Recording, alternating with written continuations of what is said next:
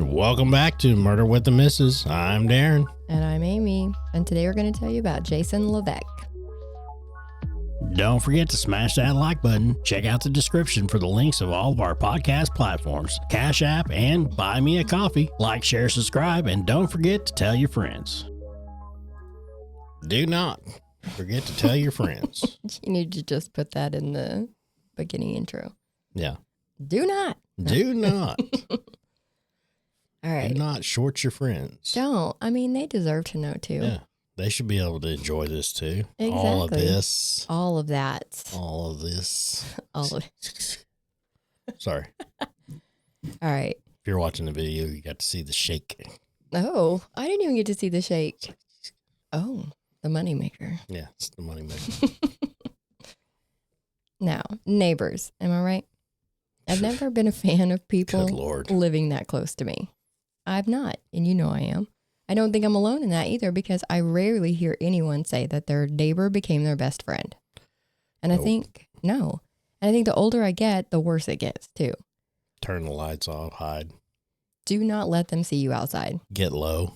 Very low.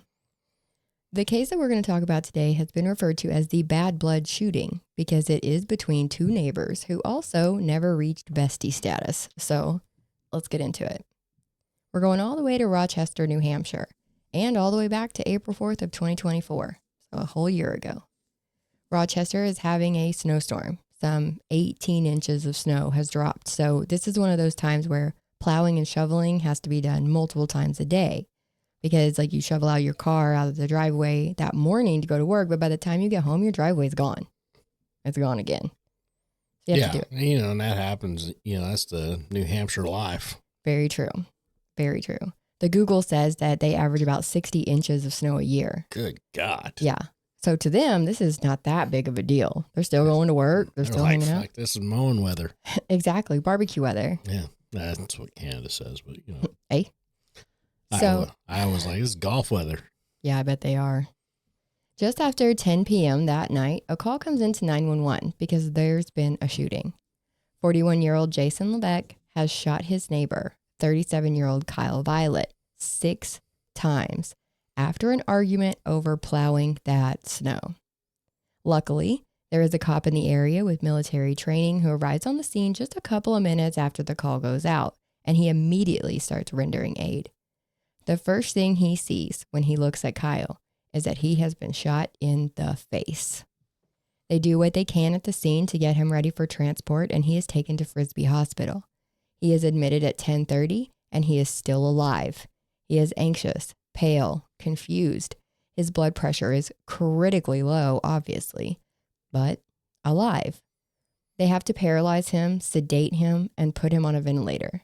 They're doing mass blood transfusions, and they have to put in a chest tube.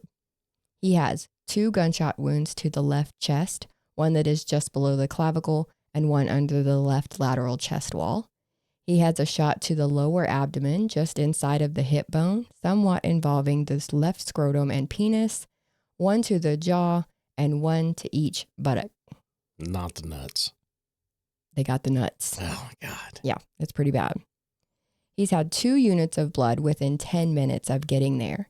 And he was only there for 45 minutes because he was transported to Portsmouth at 11:15 to get him to a trauma surgeon for immediate surgery. Originally, the CT scan showed that he had no bowel injuries, but they realized that he definitely did. His bowel had been perforated.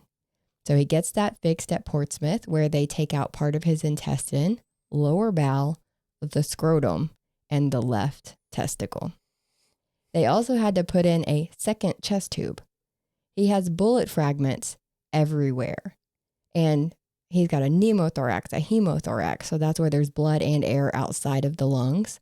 And don't forget that he's been shot in the jaw.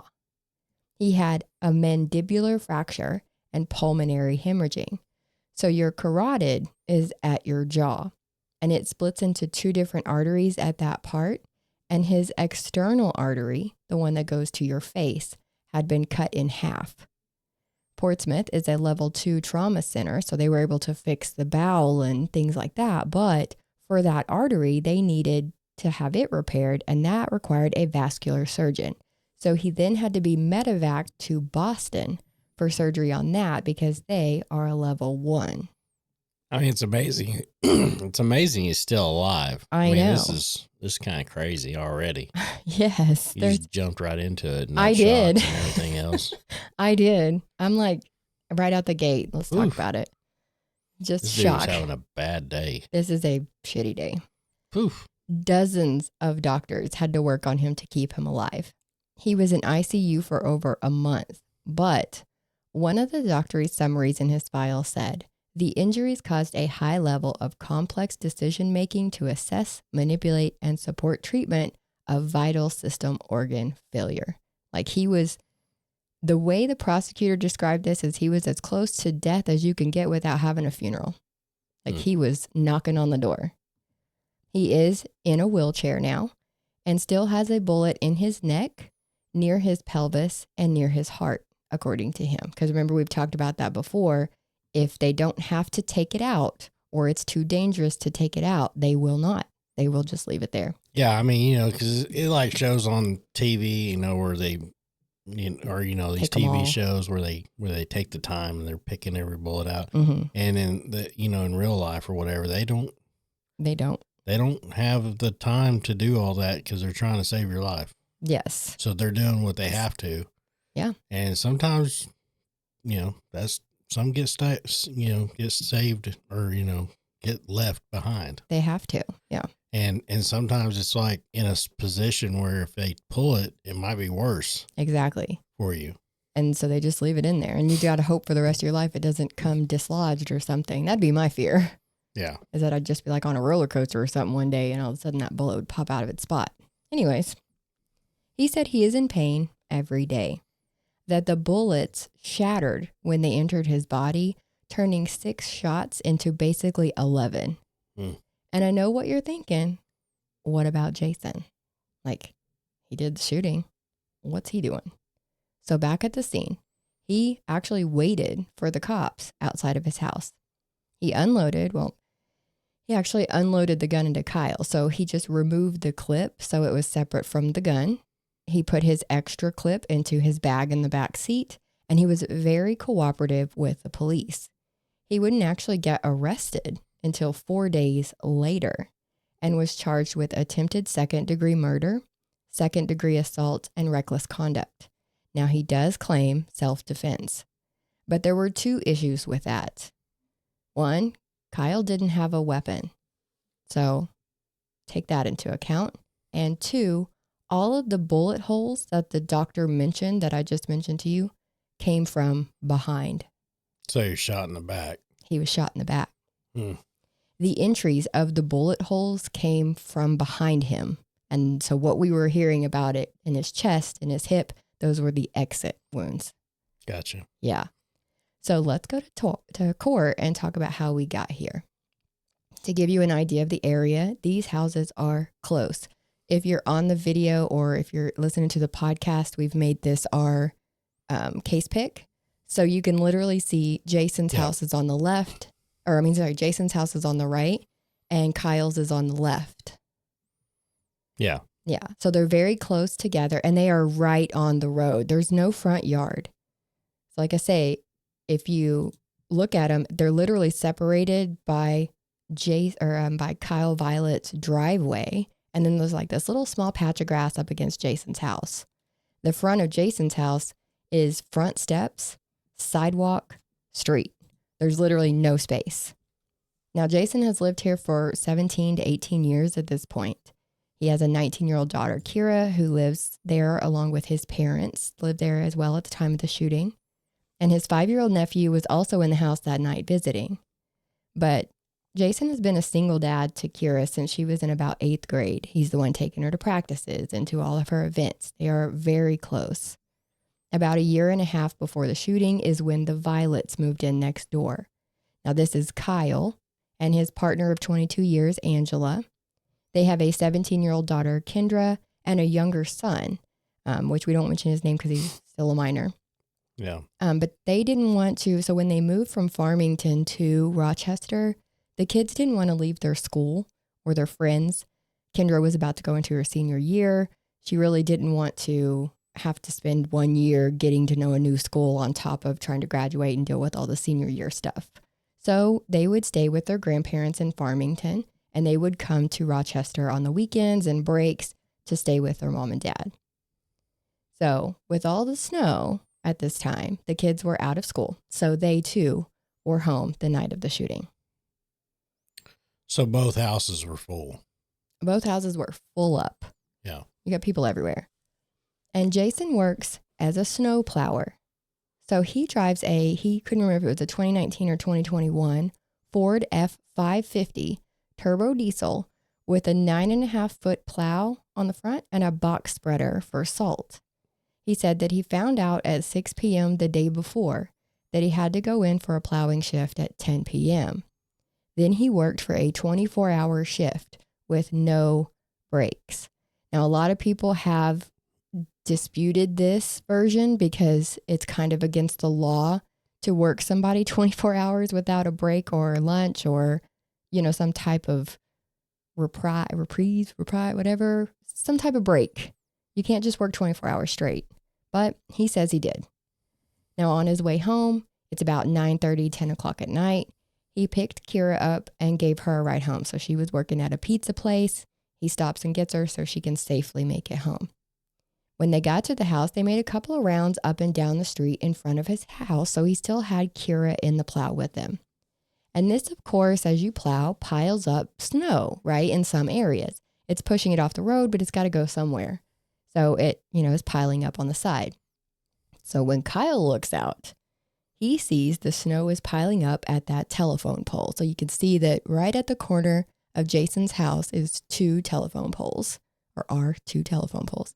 And so when he looks out, he sees that, and it's right next to his driveway. So he's getting a little pissed.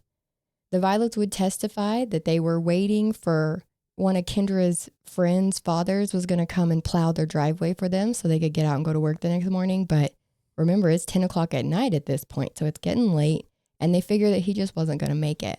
So now in their mind, they're going to have to shovel all this snow by hand. So seeing Jason pile up more snow was like an oh hell no moment. And that's why Kyle went outside. He was like, this ain't going to work. Yeah. Gotcha. Right. So you can see him on the house surveillance camera putting his hoodie on as he leaves the house. So he's literally walking down the driveway, putting his hoodie on. He doesn't have anything else in his hands.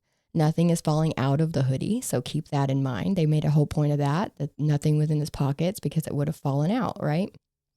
And before we get to the comments, yes, a fist can be a deadly weapon. So I'm just reiterating that it is not like he came out wielding a baseball bat or a screwdriver, which is what they mention a lot in trial. But he's obviously agitated. There's also a little back and forth as to whether or not they had issues about snow before this. Because Kira would tell the police in her original statement that the previous winter, Kyle had been using a snowblower and had blown some snow onto Jason's property. And Jason told him not to do that. And then, this is a quote from her statement. He, Kyle, bitched to my dad one day a couple of months ago, probably our first snowstorm, that he, Jason, was pushing snow onto his property. And my dad was like, let it go. Again, it's petty. It's snow. It's gonna melt. It's going to go away. So it sounds like they had already had a history about arguing over snow because that close together, like I said, it's got to go somewhere. And hold on to your butts because Jason's story is going to change about what happens next. A suspect changes in story. I mean, that never happens. That never happens. Never. Right? So even at the station that night, halfway through his version of events of what happened. So which one got shot? Kyle. Oh, Kyle. So he was the one that was plowing. No, Jason was plowing and Kyle was like, don't put your shit in my yard. Oh, okay. And that's when Jason pulled out his gun and shot him. Okay. Right? So they're saying Kyle came out of the house hot, just mad. And then, anyways, we'll talk about it.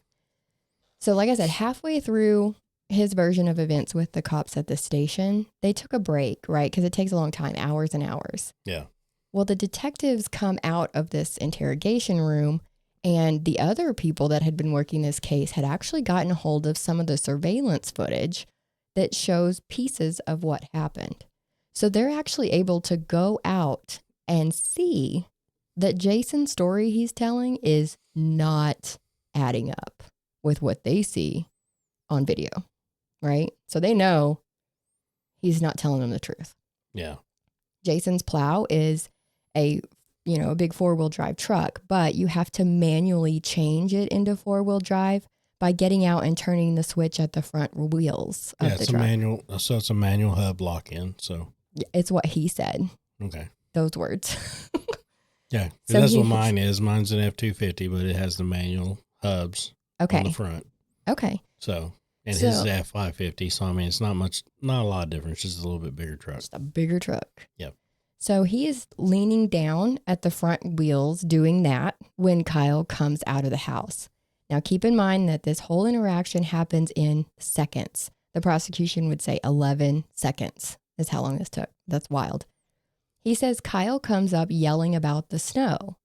He gets so close to Jason that his nose is pressing into Jason's cheek.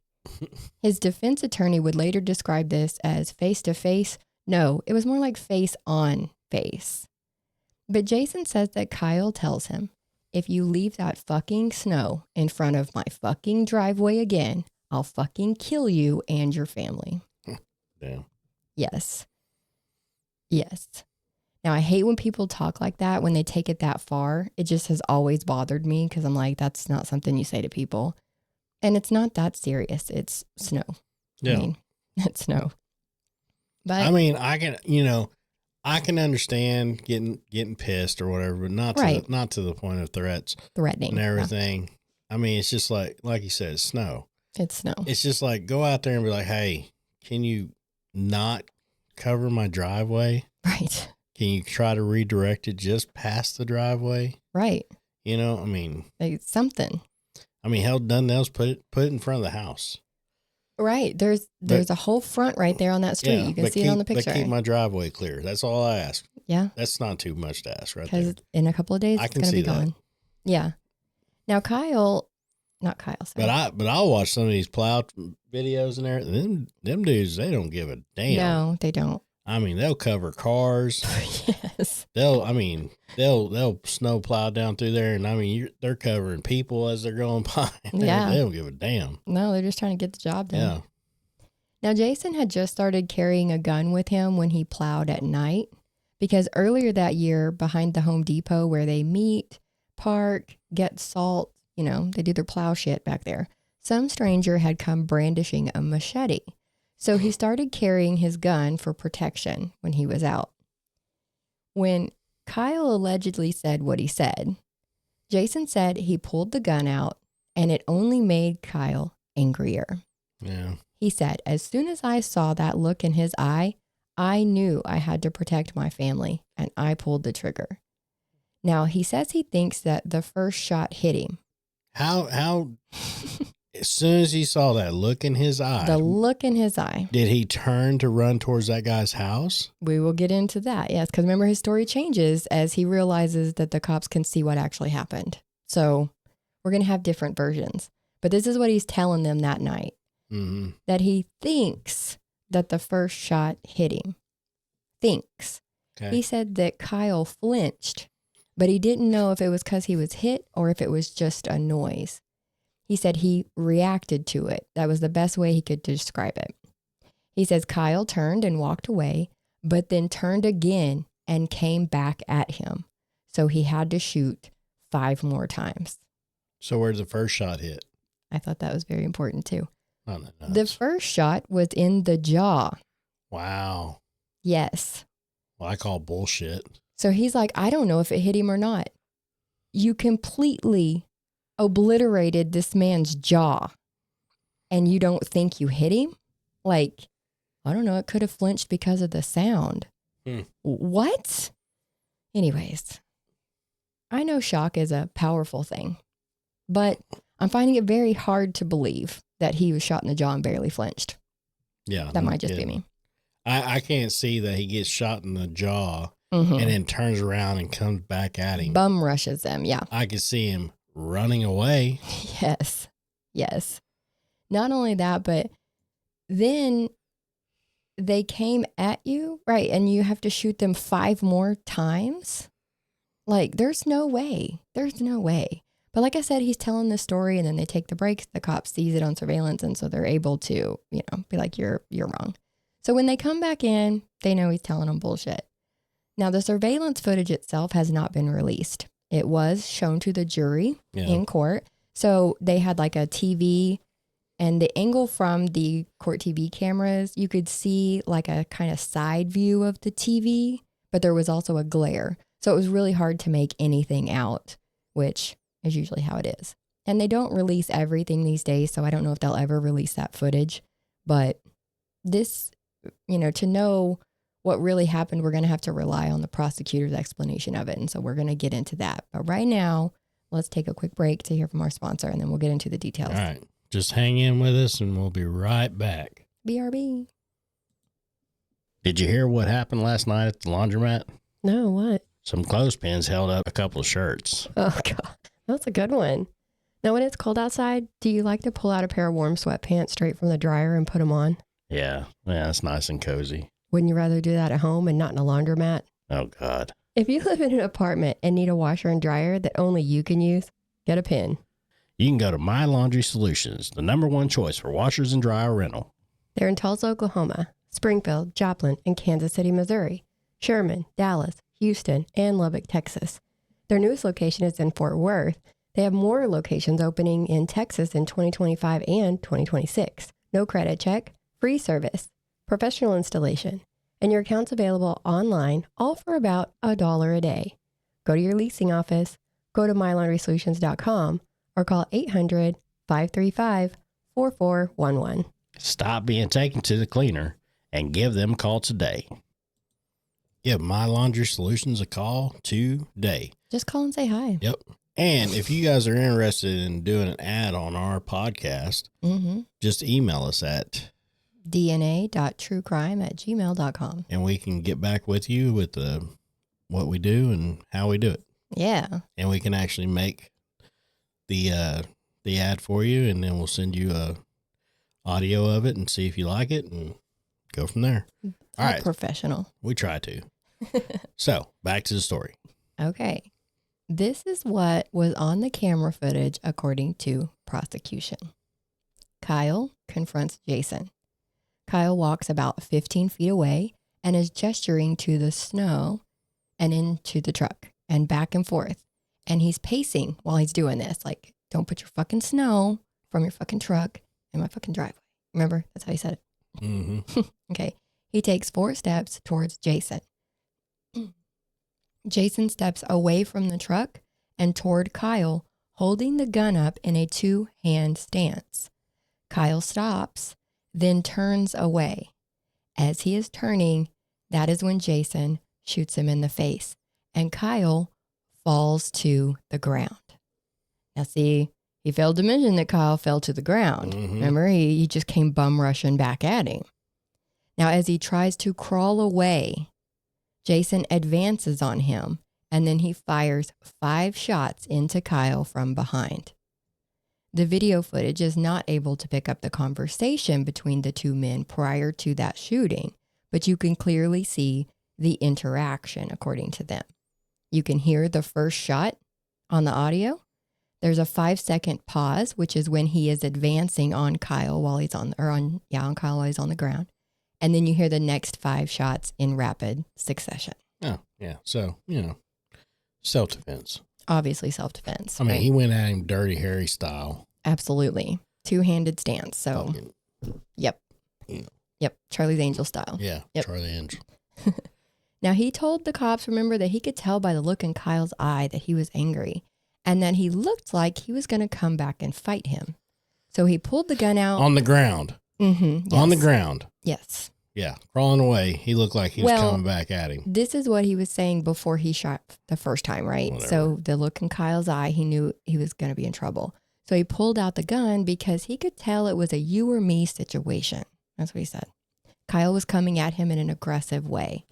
And then he wasn't even fazed by that first bullet, so he had to fire 5 more into his lower body, and that finally slowed him down.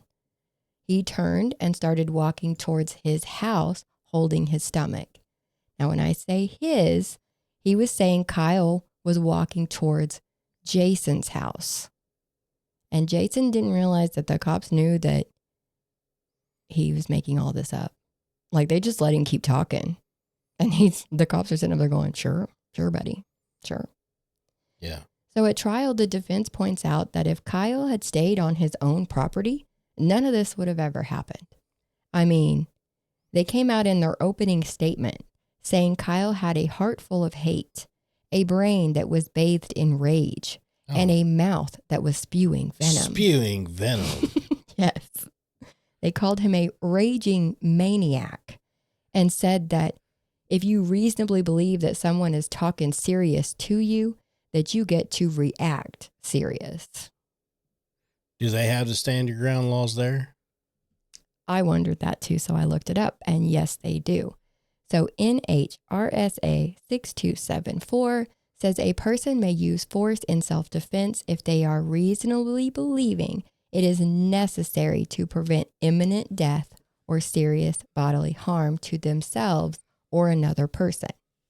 Now, New Hampshire does not impose a duty to retreat if you are in a place where you are lawfully present. So the issue is not that he shot him, it's that he shot him in the back.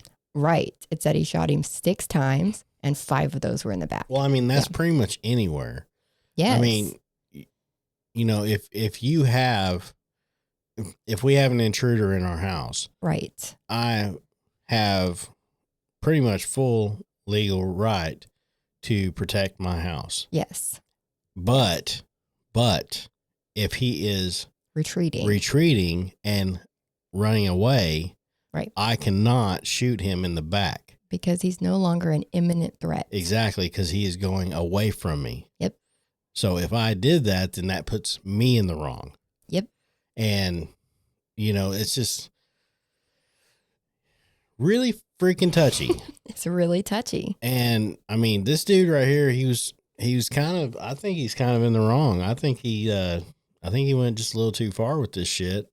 Mm-hmm. And, you know, and the guy just saying, I mean, even if the guy said that I will hurt you or whatever. Right. And your family. Yeah. And your family. I mean, unless he's actually walking towards his house, and even after he shot him and they seen him crawling towards that guy's house. He wasn't crawling towards his house. Oh, okay. I thought you said that. Nope. He was actually crawling towards his own house. So if you look, this all happened by those telephone poles. Yeah. So when he turned, he was literally turning to go back to his house, but Jason took it as him turning to go into his house because his steps are literally right there. So his lawyers or whatever was saying that he was trying to get into his house. Yes, to hurt his parents. So even if that was the case, he could have been disoriented. I mean, he's been shot in the jaw. Not knowing where he was going, so he was just trying to get to a safe place. Yes. But, yes. I mean, they can't argue that. This is why I wanted to cover this one, because it's so touchy on either side, because they are right. If Kyle had not come onto his property, he would not have felt the need to defend himself. But at the same time, this is not defending himself. This is literally shoot and kill. Yeah, he should have called the cops. He should have called the cops. He should have called the cops, should have called the authorities and had them handle the situation. Right. And he could have put a protective order or whatever it called. All kinds of things. Yeah, protection orders. Yeah. And then that guy couldn't have, and then if that guy came back into his area. That's 100% a threat. Threatening him again, then he has every right to fucking defend himself. Right. No matter what. Right. And still can't shoot him in the back. No. But he gets a little bit more of a pass, you know, he gets a little bit more lenience whenever that happens. Right now, it's just kind of like bad road rage. Pretty much. I mean. Yeah, neighbor rage. Yeah. And you also have some witnesses, kind of, because the Violet's camera that caught the audio or that caught part of this video that they were playing, it doesn't show the full picture, of course, because it's on their front door, which is kind of towards the back of their house. So it shows mostly their driveway and then those telephone poles. So you don't see the interaction in front of the house very well. But there was audio from inside the house as well. So we'll talk about that. So when Kyle decided to go outside, Angela went to Kendra's room and told her that he was going to the neighbors to talk about plowing that snow. So the two women come downstairs, and that's when the audio picks them up. You hear Angela say, "Well, there he goes. I don't know. He's all the way up there. He better not do anything stupid. He better not do anything fucking dumb." And then you hear Kendra yell about there being a gun, and then he just shot him. And then you hear the pop, you hear her say, he just shot him, and then you hear the 5 more pops in quick succession. Now, Angela was asked on the stand who she was talking about when she said, he better not do anything stupid, to which she said she was talking about the neighbor, Jason. But I don't think anyone actually bought that. The general consensus is that she was talking about her hothead husband or her man, Kyle. Now, after the shots started going off, both women ran outside to Kyle. Now, Kendra ran back in to get towels to try to stop the bleeding, and Angela called 911. And then when Kendra did come back with the towels, she also called 911. So they weren't worried about, getting shot too. I guess not. They ran right out of that house. Yeah. And straight to him. And I'd probably do the same thing if it was one of you guys. You don't think of anything except helping the person that you love. And that's what they were doing. So they are witnesses to a point because their view was, like I said, they're in the house, which is kind of towards the back. So they only have a partial view and they couldn't hear the conversation.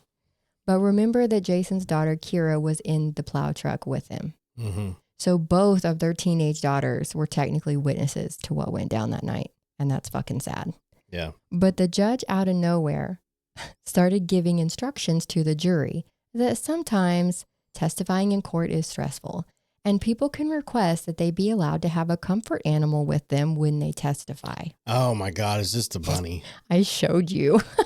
Oh my gosh. So basically, he's telling them, don't let this comfort animal make you feel any different type of way about the witness or what they say. Basically, ignore it, right? Nothing to see here. But when this girl, Kira, this is Jason's daughter, the defendant, when she gets up on that stand and she pulls out that comfort bunny, yeah, bro. Hey, and don't hate us on this. I just don't. I don't want to hear the comments on this one. Where you guys are like, oh, it's a service animal, all this stuff. It was a comfort animal, okay, but that's fine. But come on, how am I supposed to ignore a bunny? Yeah. I would have been like, can I hold the bunny? And like, there's no way I could have ignored that bunny. And she set it on her lap and petted it the whole time. So the whole time she's testifying, I'm watching this bunny. Ugh. I'm sorry, that's just me too. I can't ignore a bunny. It's a bunny. And I love the bunny, but she should have probably also taken some ginkgo biloba. Is that what it's called? Because she suddenly had amnesia. The bunny did not help with that part. Yeah. Suddenly, even though this happened just a year ago. Now which kid was this? This is the shooter's kid, the one who was in Jason. the plow. Mm-hmm. Yeah, she was in the plow when this happened.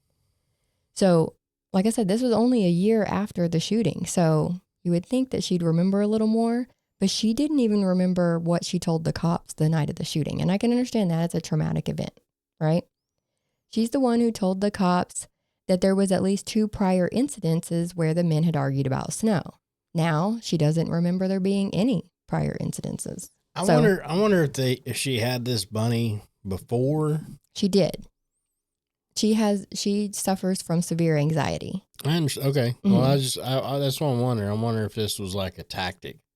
No. You know what I mean? No, I don't. Well, I don't know if her bringing it to court was a tactic, but she does have the bunny for legit reasons. Yeah. Yeah. Now, everything they asked her about, she didn't remember. So her whole testimony was basically them showing her transcript from what she had told the police that night. And it was so bad that they had to stop, excuse the jury, and then go through the process of asking her questions to make sure her testimony would even be admissible in court because she was, I don't know, I don't remember that. I don't know, I don't remember that. So they asked her some questions to find out what she remembers. And she says she does remember talking to the cops. She just doesn't remember what else she told them. She does understand that this is a very serious situation and that she believes that what she told the cops in her statement at that time was true. So this was like she said, a high anxiety moment, and she was in fight or flight mode at the time. So that's why she's kind of blocked things out since then. Yeah, how old was she? So she was 19 when the shooting happened, and she's now 20. So she's old enough.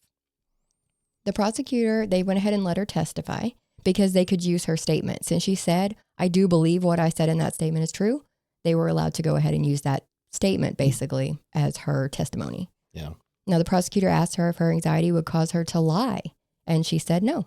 So, okay. Anxiety will cause you to look down and not be present. All kinds of things. It can cause all kinds of things. Yep. So here's her version of events. Her best friend was in the house waiting for her that night. When they got home, they went up and down the road a couple of times in front of their house and pushed snow towards their steps, but not past them because there was those telephone poles there. You can see them in the picture. You see their steps and you see those poles. So she's like, we couldn't have pushed snow into his driveway or in front of his driveway because we would have hit those poles, right? But snow can go around it if you're pushed. Anyways. But then they stopped. So she thought that they were done. So she starts getting her stuff and getting ready to get out and go inside. But then she saw Kyle in front of the plow, and he was angry. She said he was rocking back and forth. So she got back in the plow because she was already starting to get out. She got back in the plow and shut the door. She looked up at the house to see if her friend was looking out the window at her. And she heard Kyle say that if he kept pushing the snow towards my house, I'm going to kill you and your family. So she says she heard him say that. He seemed angry, like he could throw a punch, but he didn't seem threatening, is what she said.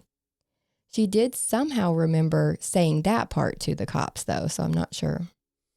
I don't know. She never saw a weapon, and she never heard him say that he had anything. So she didn't hear him say, like, I'll stab you with this, or I'm going to do this with this weapon. Like, he never alluded to having anything. And she said she could see her dad's lips moving, but she didn't hear what he was saying back to Kyle. She said that she had actually blocked that out. Her dad got his gun out, and Kyle was in front of the plow walking backwards. In her mind, it was towards her house. Same direction as his house, basically. Basically, in the area that they're at. Mm-hmm. So unless he was making a lateral move, that would have been him going into their house. But if he just was walking backwards, pulled the gun out and he was backing up. She did say that. She said he was walking backwards. Yes. He was trying to get away from the situation is what he's doing. Right. So then she says she hears the shot, but she did not see Kyle walk away because she was on her phone. Right. Okay, so she's seen everything else, but the shot. But she was on her phone. She was on her phone. The state pulled out her statement again because she even drew the cops a map when they took her statement so that they could see what she was talking about. She also said that Kyle was running. And when asked why he would be running, she said, I assume it's because my dad pulled out his gun. I would run too. Yeah. She said he was running towards his house. So not towards her house, towards his own house. Now, when they ask her about that on the stand, she doesn't remember saying any of that. Of course not. Yeah. I'm telling you, she was coached. Now, after the shooting, Kendra and Angela ran out, right? So they're out there with Kyle. Jason moved the plow truck into his driveway to get it out of the way for emergency vehicles. She says, Kira, his daughter, says that he tried to call 911 on his phone, but before he could, the cops were already there because they responded in literally like 2 minutes of them calling because somebody was in the area. They didn't talk to each other during this whole time, her and her dad. Mm-hmm. So out comes her statement again. And they're like, this is the conversation you told the police that you had with your dad while y'all were sitting in that plow. And she said, Jason asked her, what do I do? She said, what do you mean, what do you do? He said, do we run? And she said, no, we're staying put. He said, yeah, you're probably right. She said, I am right. You don't run. You sit there and you wait. I don't know. Now, he asked if he should call 911, and Kara told him, if you want, I don't know. Like, I literally just got out of work. Like, I'm exhausted. I don't know. This is your path. So he thought about running. See, this whole thing is so contradictory. And yes. I mean, she's like going back and forth. I mean, on everything. It's just everything. Anyway. This is why it's so hard to get convictions or, get somebody who didn't do something out of it, because there's so many conflicting stories. What do you believe? What do you take into heart? Now, he says when Jason got on the stand, he said that him saying, should we run, was just an ill-timed joke. Okay. And he had to now have a better story, right? Because his story that he gave the cops doesn't match the footage, and now he knows it. And he's had a year to figure out a story that's going to match that video, right? So. Yeah, but I mean, that's what I'm saying. It's just, but he thought about running. I mean, that's the whole deal. He did think about running. Yeah. He was like, should we run? Now, once you've shot somebody in the face and they're literally leaving a blood smear in the snow trying to get away from you, you have to then describe to people why you chose to make those last 5 shots, right? Because there's no imminent threat. We've talked about that. So his story at trial was that Kyle didn't just threaten his family one time. He kept saying, you don't believe me? Again and again. So he took it seriously and shot the first shot from about 5 feet away from him. So now you're telling me you shot this man in the face from literally 5 feet in front of him, and he barely flinched. Okay. But then Jason says that he blanked out, like a TV going out and then back on. Okay. But he says that Kyle got up, so that means he now acknowledges Kyle was on the ground, and headed towards Jason's front steps. So that's why he kept firing. That he had family members inside the house that were in danger. They made it a big point that he was cooperative with the police. And I want to point this next part out because it happens. Of course he's cooperative. He's trying to get freaking self-defense. Exactly. He wasn't dumb, I guess. Yeah. So I want this next part. I wanted to point this out. It really doesn't have much to do with this, but I wanted to point it out because it happens all the time. So if you're listening and you're a cop, this is a teaching moment. When Jason got out of his truck, right? So he'd put his gun, he'd took the clips out and everything, and he had everything separated. And he got out of the truck, hands up, and he walked to the back of the truck. There was a male officer and a female officer back there. One was yelling, walk towards me. The other was yelling, get on the ground, right? So he had to tell him, I can only listen to one of you. Like, you're telling me 2 conflicting things, sending me in different directions. Yeah. So the female cop stopped yelling, and he was able to actually comply with the male cop's instructions and was taken into custody. Yeah, they should have just played rock, paper, scissors to see who got to be leader. Right? You can't both get out and start yelling stuff. Come on. And this is how people get hurt because... Well, I mean, that's how they get hurt. That's how they get resisting. I mean, that's how they get all kinds of stuff. All kinds of things. I mean, and that's where, that's where people get put into the damn court system for stupid ass reasons and they can't get the fuck out of it. That's a bunch of resisting arrest charges right there. Yeah. Because you're not listening to one of the officers. Yeah. I mean, what the fuck is he supposed to do? Just, what are they called in football? Hail Mary? Hail Marys or wherever they are, you got to jump up and down and fucking on the ground up there. Oh, you're talking about like burpees or something? Burpees, that's it. Burpees. So you're supposed to be doing a bunch of burpees while you're sitting there trying to figure out who the hell to listen to. Down and up and down. Yeah. What do I do? I don't know what to do with my hands. Yeah. So defense really pushed the fear. They pushed the sleep deprivation and that this was all Kyle's fault. That if Kyle hadn't come over there, this never would have happened. And the state called this what Kyle had said as a conditional threat, something that people use every day. If you push snow over here, then I'll kill you and your family. So words matter. Someone who did not testify at trial was Kyle. Now, he was there, but in preparation, the state played the video surveillance for him, and he suffered a severe PTSD attack. So he knew he was not going to be able to testify, and he did not. And some say, No, because he knew he couldn't defend it. no, I'm talking about the guy who got shot. Oh. The guy who did the shooting, he testified. Oh, okay. Yeah, that's Sorry. where we got the Okay, I got turn you. towards my house. I'm back. Yeah. So this was a traumatic experience, regardless of who started it. And Kyle was not going to be able to get up on that stand and make it through it. So after the defense started their closing arguments, Jason's dad, the defendant's dad, had a medical event in the gallery. So they even had to stop the closing arguments and get him help. Now, he was okay, so they were able to continue. And on March 20th of 2025, so a couple weeks ago now, the jury was in deliberation. And during their lunch, they sent a note to the judge. They're like, hey, can we leave at 3 today? And the judge is like, sure. So they let him go. And they had to come back in the next day. So it just prolonged it one more day. I don't know if somebody had an appointment or what happened. But anyways, they resumed the next day. And it was literally no time. It took them not very long to come up with their verdict. So now I want to know what you think, Darren. So you've got attempted murder and assault on the plate. What do you think he got for attempted murder? Guilty or not guilty? Well, I'm hoping he got guilty. You're hoping guilty? Well, yeah. Okay. Because he shot him in the back as he was running away. Crawling away. As he's crawling away. Yeah. Well, they found him not guilty. Oh, you're fucking killing me with this shit. They found him not guilty of attempted murder, but guilty of first-degree assault. So that is when you intentionally harm somebody, not an accident. It's not like I was doing something and this person got hurt because of what I was doing. Look, he shot him.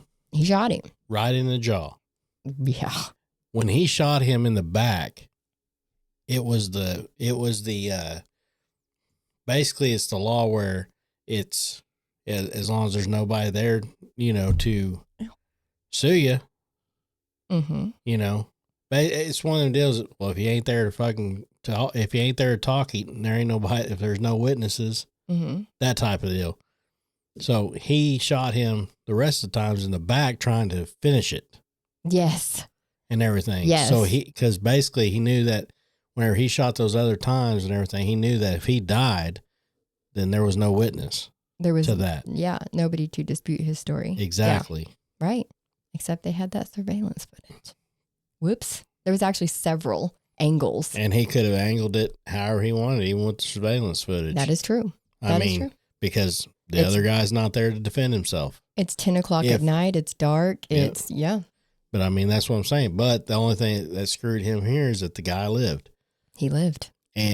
But it didn't screw him. Because he should have got attempted murder on there, Well, what everybody is saying is that had Kyle been able to get up on that stand and tell his side of the story, he would have been found guilty.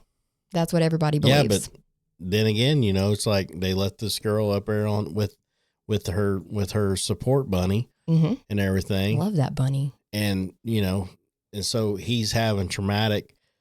He's having PTSD from it and everything else, and now they're gonna dock him for it. Yes.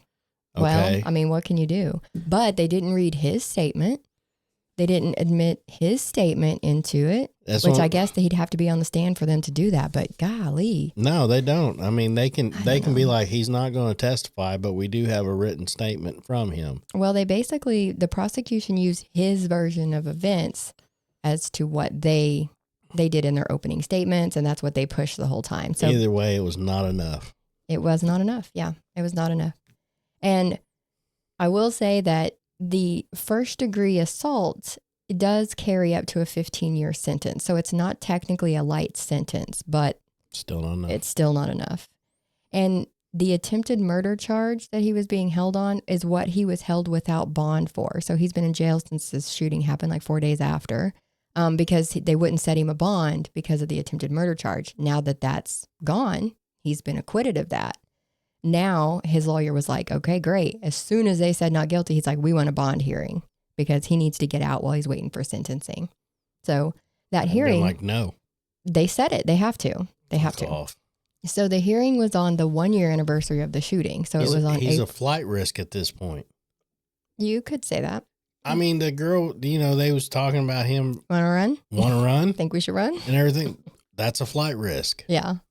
Well, listen, I'm not done. Okay. So the hearing was on the 1-year anniversary of the shooting. So that would be April 4th of 2025. Now we're recording this in advance because we got the flu and didn't get to do an episode. So now we're doing a bulk of them. Yeah. So this was literally a couple of days ago. So he had his bond hearing and he was denied bond. Good. So he will stay in jail until he is sentenced on June 23rd. So I don't know what's going to come at the sentencing. Some people think that they're going to give him time served and let him walk, but Well, we'll do an update on this one for sure. we'll definitely be updating this one in June. But it wasn't enough. Right.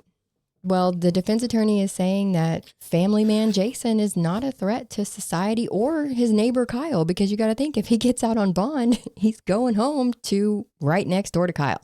Yeah, and then this guy's got to sit there and look at him every day while he's running around in his wheelchair. Yep. You know what I mean? It's just, really? Yeah. No. Yep.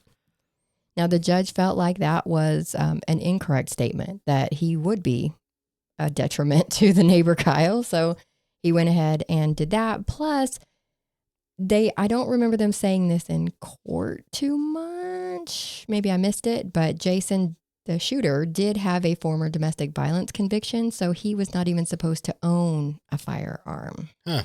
Yeah. So that's another reason the judge is like, no, I'm not letting you out. You've broken many laws. And what are their laws in was it New Hampshire? We're in New Hampshire. Mm-hmm. Okay, so what are their laws with carrying a firearm in a vehicle?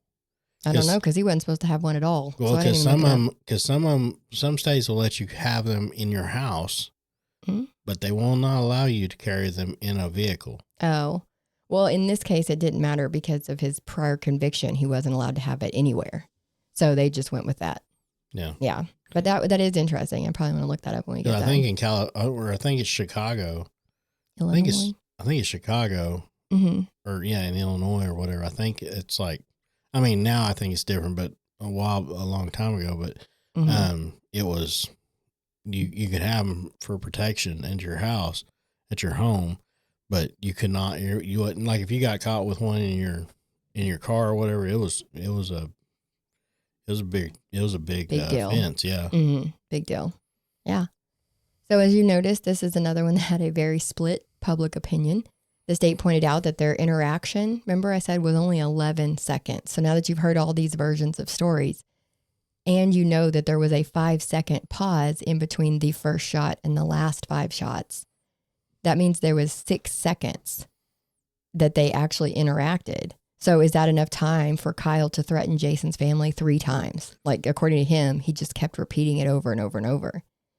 And you have the right to protect your property, but you don't have the right to shoot somebody in the back. So that's another problem. Yep. And if he had called the cops himself, or stopped after the first shot, or maybe didn't change his story several times, then he may not have even been arrested to begin with.